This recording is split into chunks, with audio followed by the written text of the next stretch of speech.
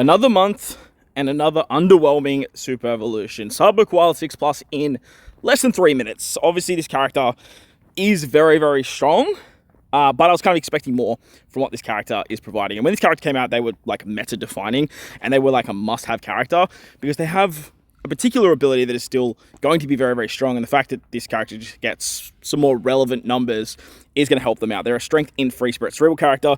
They're obviously going to work exceptionally well with the new dragon and the new genie character. So let's see.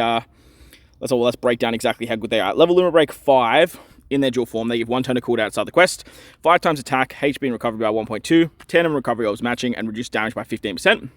Every time you hit a perfect, the free spirit and cerebral characters will get up to a 5.75. So you start at a 5 times and then you max out at 5.75, provided you hit all your perfects. At level limit break 5, their special on a 12-turn cooldown extends the duration of type effects by 1 turn, reduces special bomb by 6, changes empty, block, bomb, G, and type orbs into matching, and boosts free spirit and cerebral characters attack by 2.75. But for 3 turns, that can be increased twice. Removes crew's matching and unfavorable slot effects from the crew, and become Sabo and Koala for 3 turns. If 3 or more Revolutionary Army characters are on the crew, increase crew's attack up and increase damage taken by 0.3, including their own special. So their special becomes a 3.05 attack boost that can still be increased, and they obviously extend color affinity, which they do with their Super Swap too. This is good, but obviously having 3 Revolutionary Armies can be a little bit challenging. The big upside to this character that I think is going to see a lot more play is the reducing the matching and unfavorable slot effect debuff. Now, when this first released, it was very, very annoying to get around, but nowadays it's not so much. But having some more relevant numbers on a Revolutionary Army team with Dragon, you could see some play with this particular character there. Their Super Swap reduces special bind to spare and paralysis on themselves. Their swap still removes the special bind, so they're a bespoke special bind remover, and obviously doesn't need the fear debuff.